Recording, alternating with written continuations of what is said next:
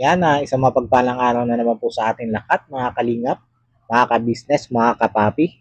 Panibagong araw, panibagong reaction ulit po tayo. At for today's video po ay gawa natin ng reaction. Ito ang latest sa video ni Kalinga Prab dito sa Mike Chris. Yan. Pero bago po tayo mag-umpisa dito sa ating gagawing reaction sa Mike Chris, ay syempre ang lagi po natin paalala na patuloy lang po nating suportahan ang ama ng Kalingap na walang iba kundi si Kuya Bal Santos Matubang. Ganon din po si Kalingap Rob at syempre ganon din si Ate Edna Vlog, ang butihing may bakay ni Kuya Bal Santos Matubang. At syempre ganon din po ang butihing may bakay ni Kalingap Rob na si Ma'am Jack Tapia Matubang. At ganon din po ang lahat ng Kalingap partners at lahat ng Kalingap reactors. At isama na rin po natin mga Kalingap, mga ka-business, mga kapapi, sa patuloy po nating susuportahan sila ka-business official, Papa Dins TV, ka-business family at si Mrs. KB Official. Ang si Mrs. KB Official po ay ang butihing may bakay ni ka-business. Yan. Tuloy na po tayo dito sa ating gagawing reaction video patungkol nga po dito sa Mike Chris na talaga namang pag itong dalawang ito talaga ang ibinablog ni Kalinga Prab ay talaga namang halo-halo ang ating nararamdaman. Andiyan na ang may kilig, comedy, at syempre, yung kantakan, hindi nawawala dyan. Kasi nga, ang kanilang tandem ay musical tandem. At dito sa vlog na ito ni Kalinga Prab, sa umpisa ay kinongrats muna nila itong si Krista. Dahil nga sa mabilis nitong pagbabiral na talaga na mga kahit sa akin mga kalingap, mga ka-business, mga kapapi, kahit sa aking Facebook, talaga naman pagbukas ko ng Facebook ay puro mukha ni Krista ang nakikita ko sa Reels. Ganyan na talaga kasikat itong si Krista. At ipinagsapasalamat ka nitong si Krista at syempre nitong sila Kalinga Prab. Dahil nga yun sa Facebook pa lang talaga namang namamayagpag na itong si Krista o itong tambalan ng Mike Chris. At kung tutuusin, mga kalingap, mga ka-business, mga kapapi, itong mga nagpo-post sa Reels na ito, minsan nakakatulong din talaga yan sa mga vlog nitong si Kalinga Prab.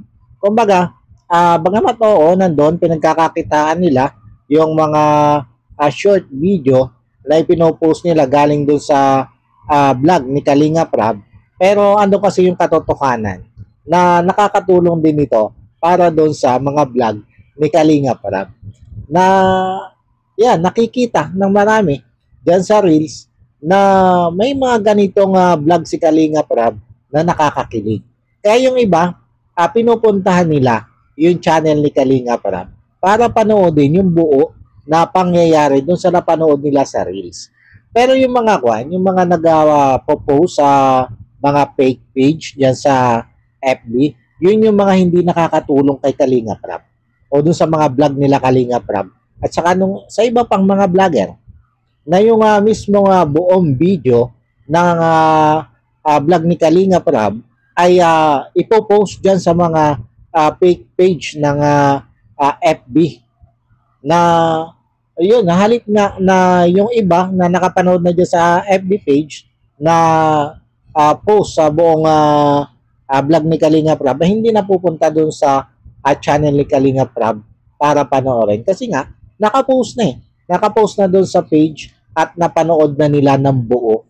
Kaya paano pa silang pupunta doon sa channel ni Kalinga Prab kung napanood na nila ng buo dyan sa mga fake page na yan? Di ba mga Kalingap, mga ka-business, mga kapapi? Kaya yung mga fake page na yan na nag-post ng mismo buong vlog ni Kalinga Prab, yan yung mga hindi nakakatulong sa Kalingap. At bagkos nakakapurwisyo pa. Kasi halip na maging views pa yan nila Kalinga Prab, ay hindi na. Hindi na nagiging views. Kumbaga naaagawan na nila ng views itong sila Kalinga Prab. Balik tayo dito kay Krista, mga Kalingap, mga ka-business, mga kapapi. Ito, ilang beses ko na ito napansin mga Kalingap, mga ka-business, mga kapapi.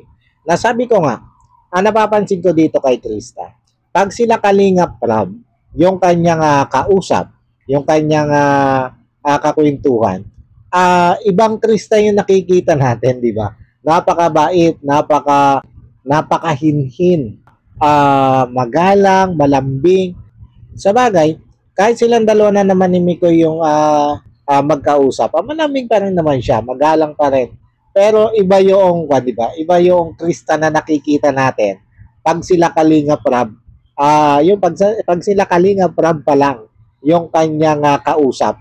At biglang nagtatransfer nga ito si Krista pag itong si Mikoy na yung kanyang kausap, di ba? Parang bigla siya magiging Krista na yun, yung medyo ika nga ay boyish, seryoso. Ika nga yung Kristang medyo palaban, di ba? Yan yung nakikita natin dito kay Krista. At ito yung isa sa kinatutuwaan talaga nating karakter nitong si Krista. Sa bagay, pati naman itong si Mikoy.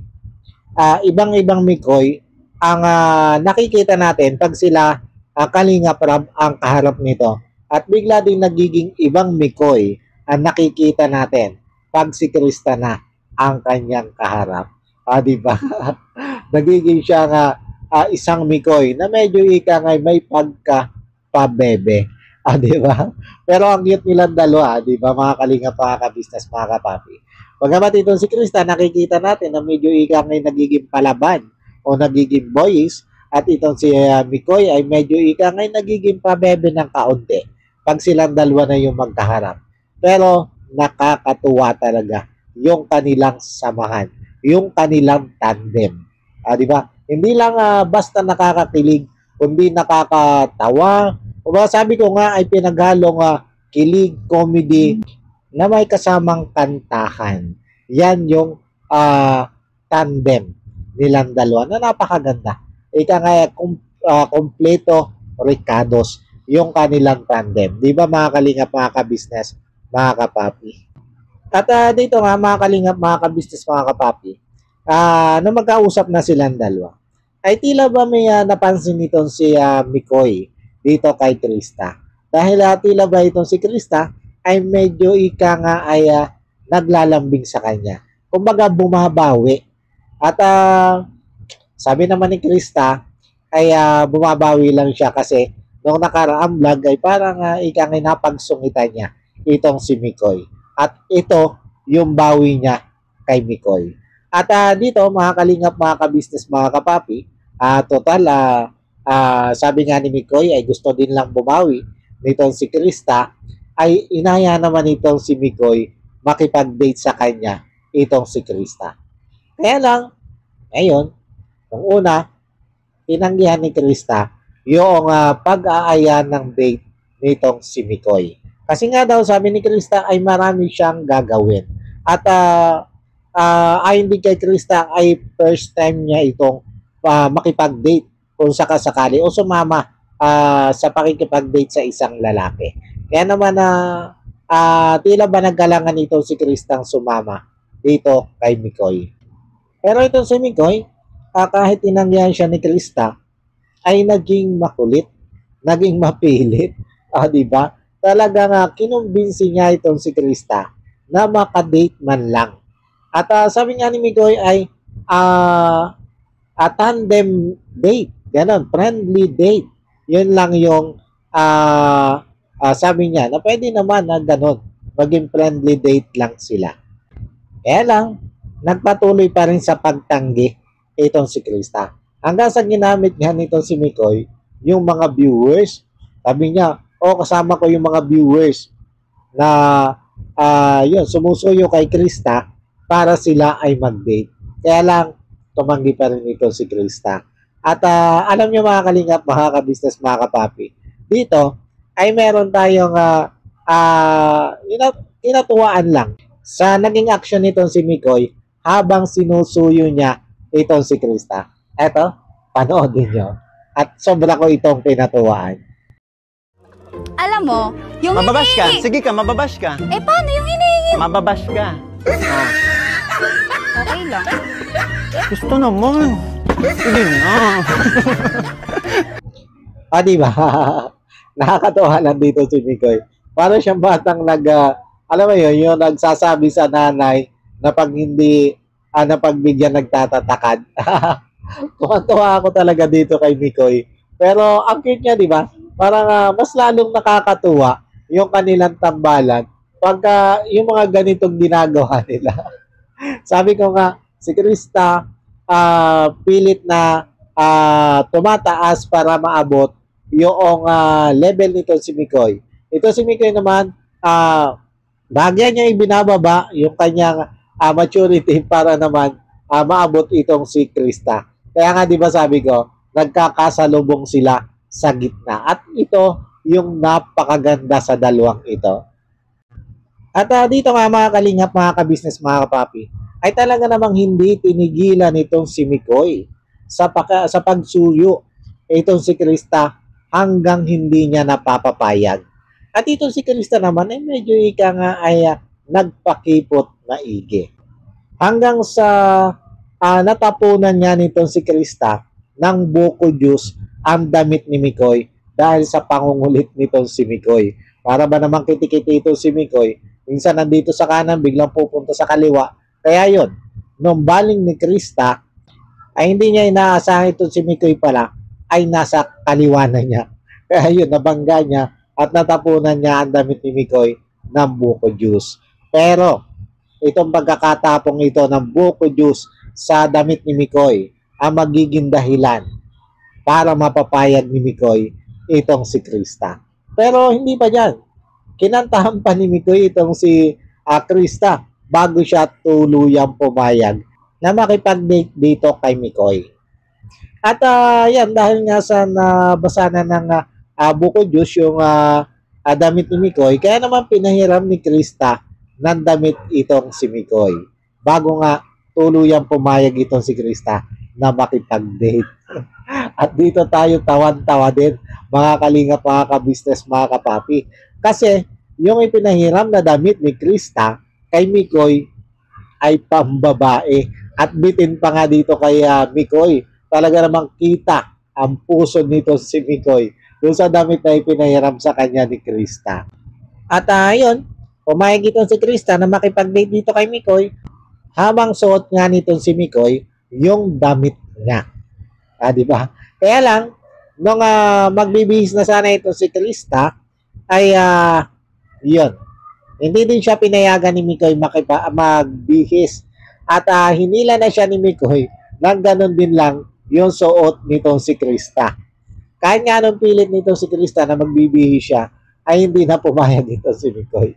Hindi lang niya ng tuluyan si Krista para mag-date silang dalawa. Ganti-ganti lang. Bawi-bawi lang. Ganun lang. Pero bilib din ako dito kay Mikoy, mga kalingap, mga ka-business, mga kapapi. Kita nyo naman, dyan sa suot niyang yan, na kahit sino naman siguro ang magkita dyan Alam na alam agad na yung suot niya ay pambabae. At bukod nga sa pambabae, kita nyo na bitin dito kay Mikoy yung kanyang suot. Pero game na game pa rin siya. Game na game siya na lumabas, pumunta sa maraming tao at sa SM nga sila nag-date nang ganyan yung kanyang suot. Di ba? At sabi ni Mikoy, first time lang niyang ginawa yan sa buong buhay niya. At syempre, ginawa lang niya yan para dito kay Krista o para ma-date lang itong si Krista. Di ba? Ang lakas mo, Krista, para dito kay Mikoy.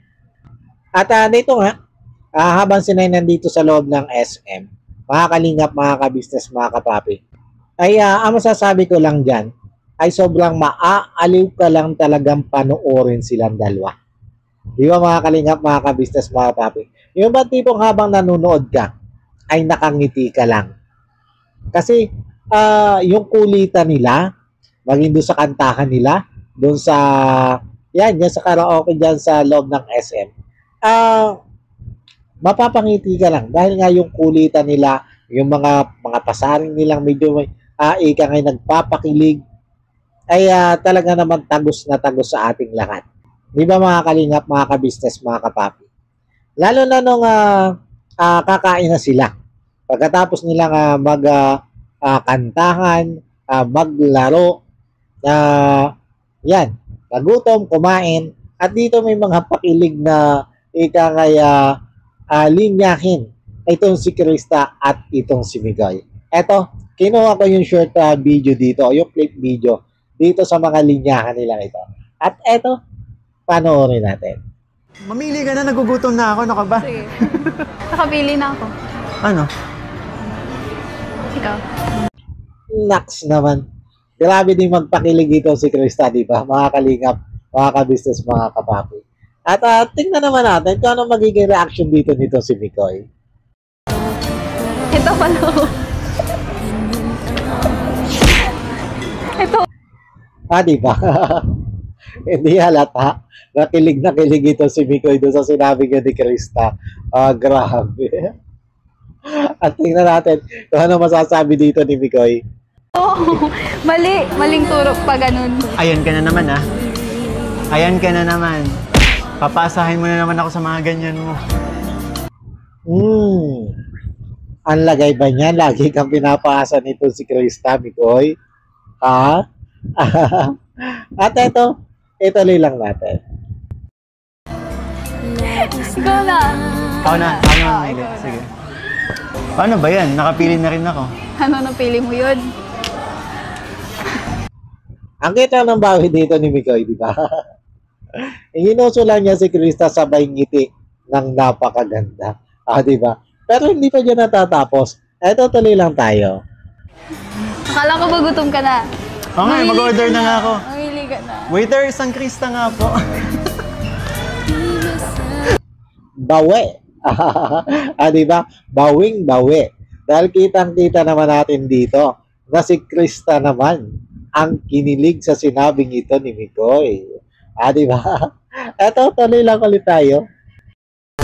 Palalabasin tayo dito. Isang Krista yung mabait ha. Tsaka yung tsaka yung hindi amoy biik. Yun lang. May kasama palang pang-o-okray yung pag-order ni Migoy ng isang Krista. Pambihira. Di ba? Pero kita nyo kahit nagpakita ng ay pikon-pikunan nito si Krista dito, ang cute pa rin ni Krista dito sa kanyang mga killer eye. Di ba? At ito, mga kalingap, mga ka-business, mga kapapi, pagkatapos nilang kumain dito, ay may pinagdalhan nitong si Migoy dito kay Krista. At isang napakatahimik at napakagandang lugar ang pinagdalhan nitong si Migoy dito kay Krista. Kung yung ibang mga love team, kalimitan yung kanilang partner ay dinadala nila sa Bagasbas itong si Migoy sa tabing ilog na tila ba tugtungan ito ng dagat at ilog. Ito nga pinagdala ni Migoy na ito kay Krista at napakaganda. At dito sa lugar na ito ay medyo ngay naging senti itong si Migoy. At ito mga kalingap, mga ka-business, mga kapapi, may mga kinuha ko dito link clip video ng pagiging senti nitong si Migoy dito sa part na ito. At ito, pakinggan natin. Alam mo yung pakiramdam ko. Every time na nagbablog tayo, lagi akong excited. Alam mo, Migoy, alam namin yan. Kasi ramdam na ramdam namin kung gaano ka ka-excited pag magbablog kayo nito si Krista. Ito, tuloy lang natin. Random mo. Wala eh. Alam mo yung pakiramdam na ang saya-saya ko every time na may ganito tayo. Nax, di ba? Sa bagay, kaya nga pinili mo si Krista, di ba, na makatandem. Kasi masaya ka na si Krista yung nakakasama mo. O masaya ka sa tuwing kasama mo ito si Krista. Yun naman yung dahilan kung bakit mo siya pinili, di ba? At eto, tuloy lang tayo. Ang sarap lang sa feeling, di ba? Ikaw ba? Alam mo yun? Alam mo yung pakiramdam, kahit alam kong tandem lang ito. Pero wala, gusto kong tumagal to eh. Saka every time na nag-vlog tayo, yung pakiramdam na excited ka palagi. Alam niyo mga kalingap, mga ka-business, mga kapapi, Sa napansin natin dito kay Krista, sobrang na-appreciate niya yung mga sinasabing ito ni Mikoy. Kasi makikita niyo doon sa mukha niya. Di ba mga kalingap, mga ka-business, mga kapapi? Nakingiti lang siya na napaka-aliwalas ng kanyang mukha. Bagamat hindi siya umiimik dito, pero ramdam na ramdam natin na sobrang niyang na-appreciate yung mga sinasabi ni Mikoy. At grabe mga kalingap, mga ka-business, mga kapapi. Dahil yan mismo nga galing na kay Mikoy o sa bibig ni Mikoy na ang feeling niya sa tuwing matatapos yung vlog nila ni Krista ay nakakaramdam siya ng lungkot. Di ba? Ang ibig sabihin nito ni Mikoy ay tila ba kulang yung kanilang oras sa pagbablog para makasama itong si Krista. Grabe, di ba? Sabi ko nga, teka. Parang itong si Mikoy ay tutukanan ng tinatamaan dito kay Krista. Kasi dito sa mga sinasabi niyang ito, pagpapahiwatig ito na talagang may totoo na siyang damdamin para kay Krista. Hindi lang bilang tandem. Di ba? Kaya lang, ang masakit dyan, Mikoy, kailangan mo pang mag-antay ng 3 taon bago mo tuluyang maipahayag yang kung ano man yung nararamdaman mong yan para kay Krista. Kasi kahit naman yung nanay nito si Krista, yung magulang nito si Krista, ay bukas sila eh. Bukas sila dun sa posibilidad na mainlove itong kanyang anak at mainlove din sa kanilang anak itong si Mikoy. Pero, ang gusto nga nila ay yung makapag 18 years old muna itong si Krista bago pumasok sa mga ganyang ikangay usapin ng pag-ibig. At yun yung kailangang antayin nitong si Mikoy. Diba? Sa bagay, yung 3 taon naman, mabilis na lang yan eh. Diba mga kalingap, mga ka-business, mga kapapi? At nandahil nga dyan sa mga pahayag yan ni Mikoy, ay sinagot siya ni Krista ng isang kanta. At eto, yung kinanta sa kanya ni Krista. Eto, pakinggan natin kung ano nga bang kanta to. Wala nang makilala ka, aking mahal. Di ako mapalagay sa kakain. Yan na yung pinakang-sagot ni Krista sa mga sinabi nito si Mikoy. At mismo galing din naman yan sa bibig ni Krista na yun daw yung kanyang kasagutan. Diba, kung nanamnamin mo itong kantang ito, yung meaning ng kantang ito, ay mapapawaw ka na lang talaga. At siguradong kinilig na naman ito si Mikoy dahil sa kantang ito ni Krista. Diba?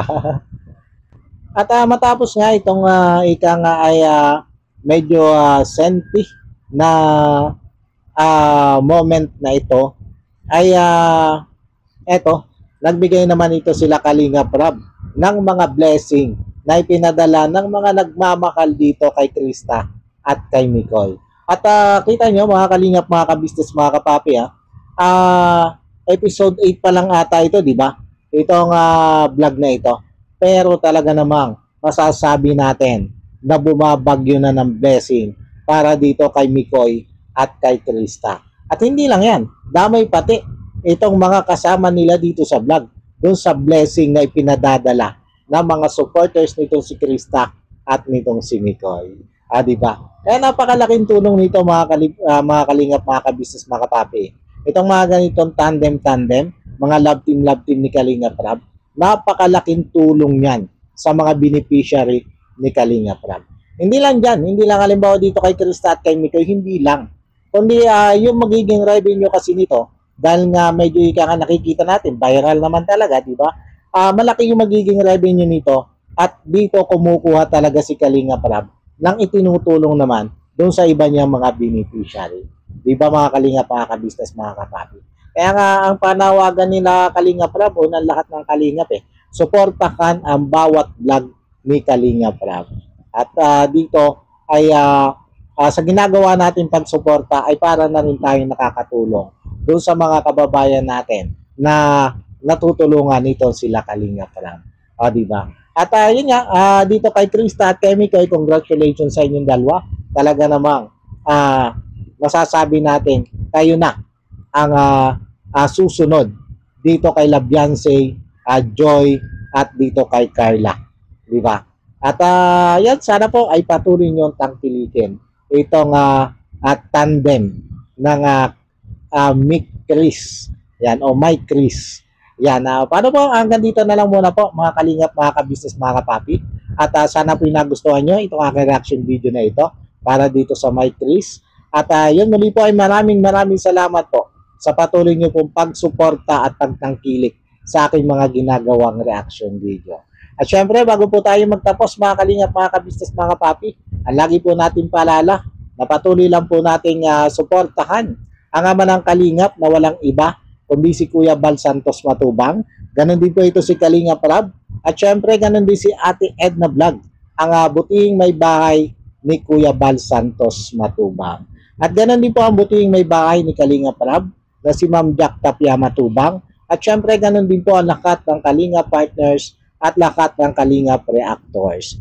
At isama na po natin mga Kalingap, mga ka-business, mga papi, sa patuloy po natin susuportahan sila ka-business official, Papa Dins TV, ka-business family, Mrs. KB official, syempre, ang butihing may bahayan ni ka-business, at ganoon din po ang lahat ng kagwang ni ka-business at lahat ng reactors ng ka-business.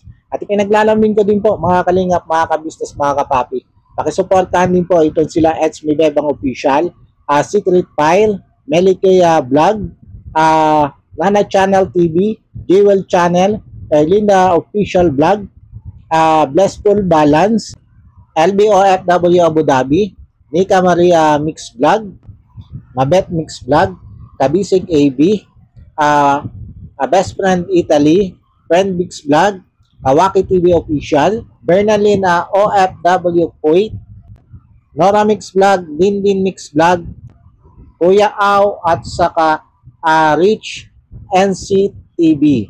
At Lala Ismael, yan. Suportahan po natin yan. At sa mga nalimutan ko, pasensya na po ha.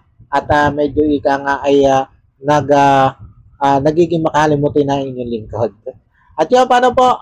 Muli po ay maraming salamat po. God bless po sa inyong lahat. I love you all. Bye-bye.